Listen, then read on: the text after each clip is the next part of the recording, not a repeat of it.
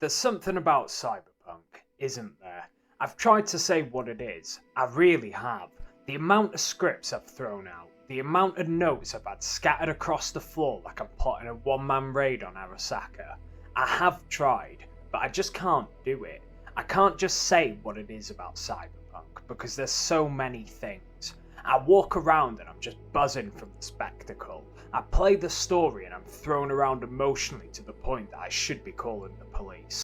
I've already made a video about Cyberpunk. It was 10 minutes. 10 fucking minutes. What the fuck? Was I knocked in the head, sleep deprived, or fucking spiked? What was I thinking? Throwing a fucking foam axe at an iceberg and expecting I'd make a dent. So I can't just make one video about Cyberpunk. I can't do it. I can't step away from the impact of that game. But do you know what? Fuck it.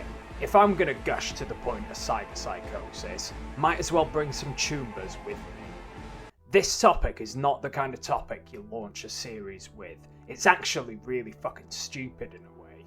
But it stopped me in my tracks. It was Rogue in the afterlife, rocking that banana yellow top. Here was a grey-haired pension-pushing age woman wearing something that I'd expect to see someone on a night out in their 20s wearing. I get it, that's proof.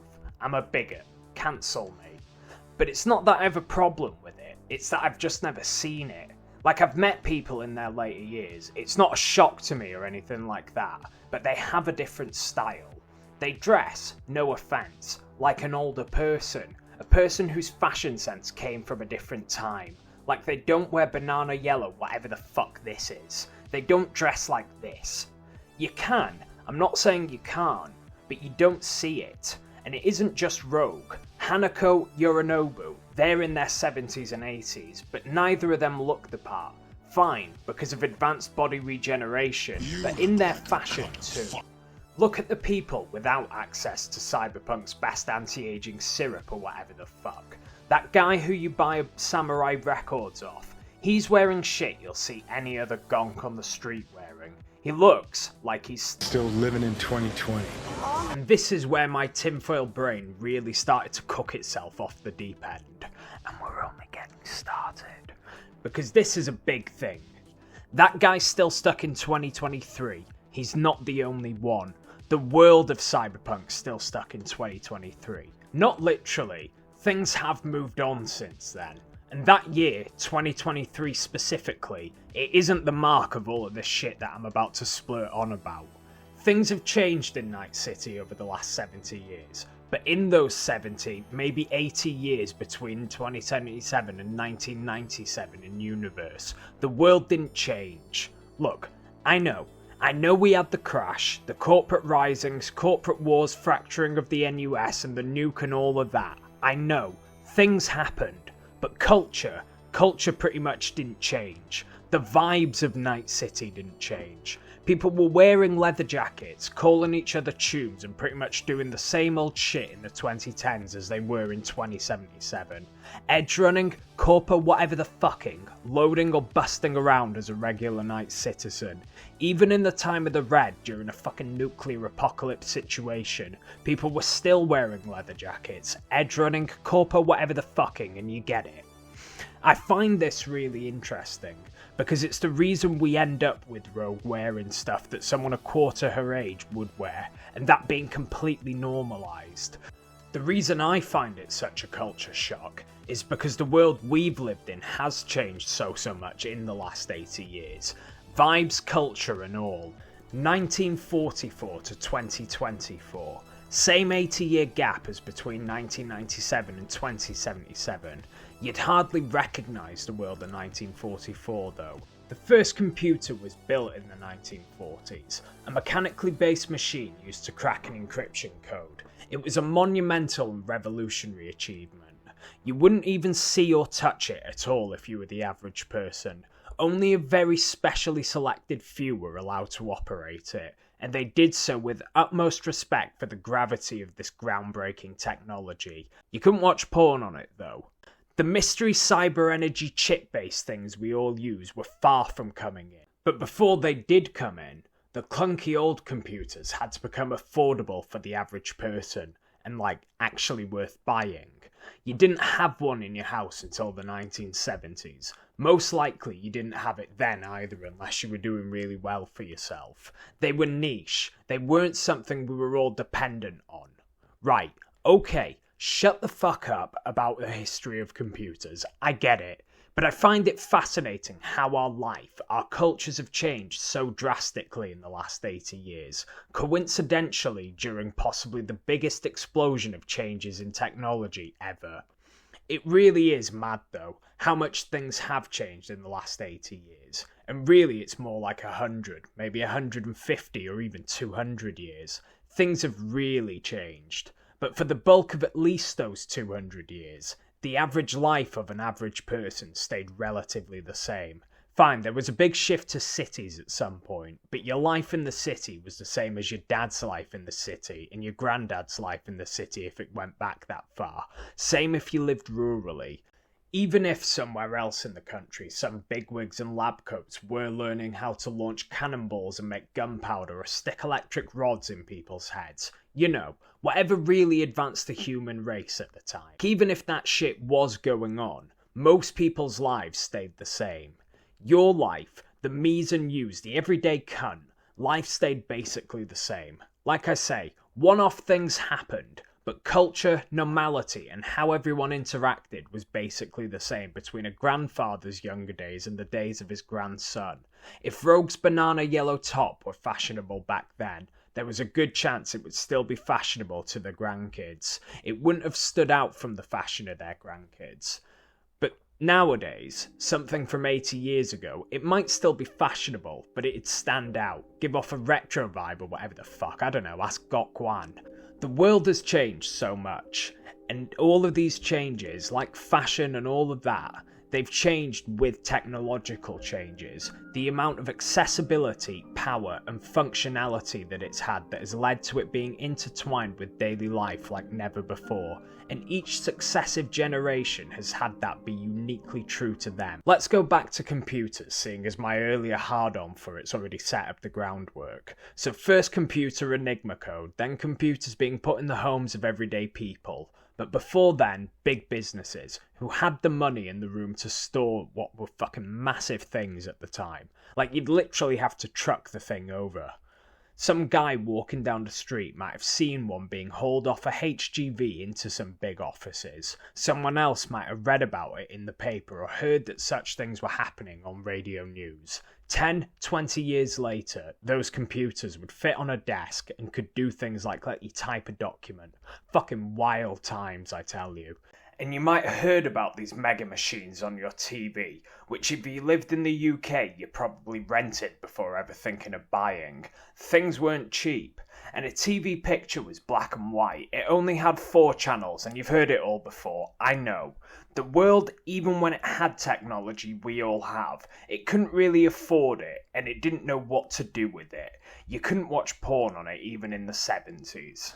The internet, the thing that made socks, towels and hand towels across the world collectively cry, is only 20, 30 years old at most. And even if you had it 20 years ago, you still weren't ruining your sock. Not unless you had hours of patience and balls of steel as you wait for each line of pixelated image to load up.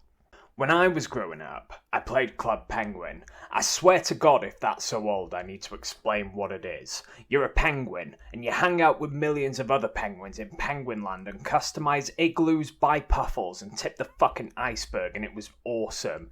It was my childhood. When I was a bit older and thought myself too cool to be a penguin, I started playing Habbo Hotel. Same thing, but now it's people chilling in a hotel. Customise your room, close the pool, good times. But then, Channel 4. The silence and protests in Habboland after our revelations last night of widespread sexual and paedophile propositioning on the site. It wasn't just dumbass kids like me playing Habbo Hotel. I dare say it wasn't just kids playing Club Penguin either. Now, stranger danger, don't get into a weird man's car even if he buys you ice cream is a rule that is as old as time.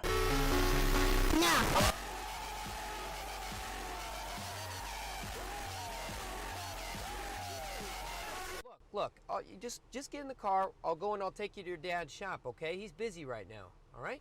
Look. Come on, hurry up. Get in. I gotta get in.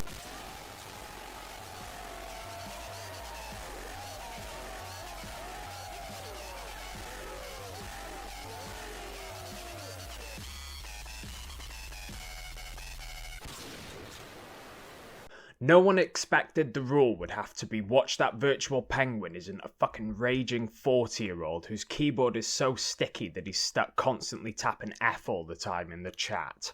Is there a point to this aside from ensuring I never see monetization? Yes, everything has changed these last 80 years.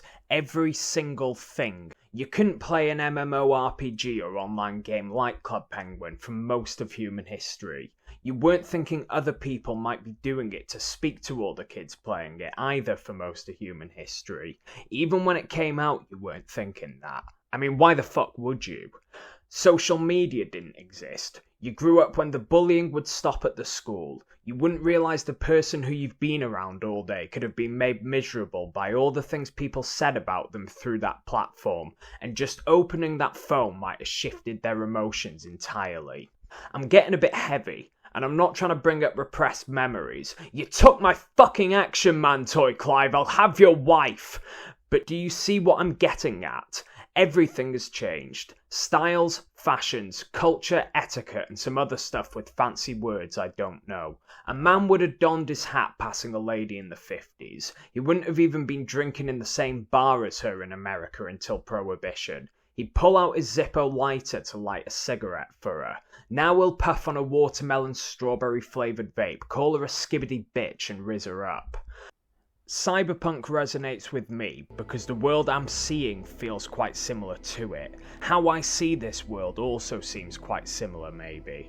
I only know the world of the last 24 years, and I don't remember much of the years before 2012. Like, I'm 24, I might have been alive when Obama was president, but I didn't really think much about politics or understand the significance of that. I remember 2016's election though, and let's be honest, the world has been unhinged since 2016. It's felt pretty cyberpunky, even if it hasn't got the flashy neon. But what if you were born before the year 2000? What if your life did go further back into those last 80 years which seem so far away to me? Maybe this world of cyberpunk won't resonate so much with you. Because this world, even if it is a bit futuristic and fucked up by now, it's not the only world you've lived in. It's not the only time you can relate your life and your experiences back to. A grandfather and a grandson cannot say they have grown up in remotely similar worlds right now, but that isn't the case in most of history. Most grandparents and most grandsons across all of human history, they have been able to say that their lives were pretty similar. Whether you were a Roman, a tribesman, a Greek or a Maui, the world you lived in was pretty much the same world your parents lived in, your children lived in, even your grandparents and their grandparents. For all the years of history there is, only a fraction of them see changes so rapid and expansive that a father grew up in a world radically different to his son. If you're 80 years old now, you've possibly lived through the single most rapid and expansive technological changes in all of history, and we're not designed as humans to keep up with that. But what if the changes that changed society so rapidly in the last 80 years suddenly plateaued? What if even as technology advances, the way it impacts daily life suddenly hits an apex?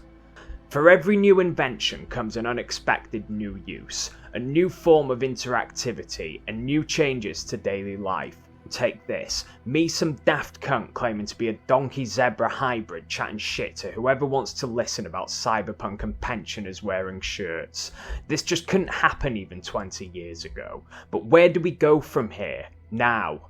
What technological changes could come about that actually radically shift our world? In Cyberpunk, despite changes like the relic chip in 2077, the vast majority of the fundamentals of people's relationships with technology has stayed the same. The world, mostly, has stayed the same. Look at Rogue. She's what, 60? 70? Kerry Eurodyne's definitely 70. They're old enough to be pensioners, and even though Johnny's a much younger looking engram, he is too. With all due respect, When you imagine a pensioner, do you imagine someone looking anything like these guys? Rogue's wearing a leather jacket, and I don't know what you'd call this shirt, but like I say, this shirt is what started the whole fucking thing that we're in here. This woman is 60 or 70, but she isn't dressed like an old lady. She's dressed like a girl who popped a pill in Paddy's bar in Leeds, pelting it to a kebab shop on a Saturday night. Rogue was such a culture shock. This shirt was such a culture shock to me, because my concept of an old lady is based off the old ladies I've seen. People who lived in a world completely different to today, who shaped my idea of what it means to be an old lady.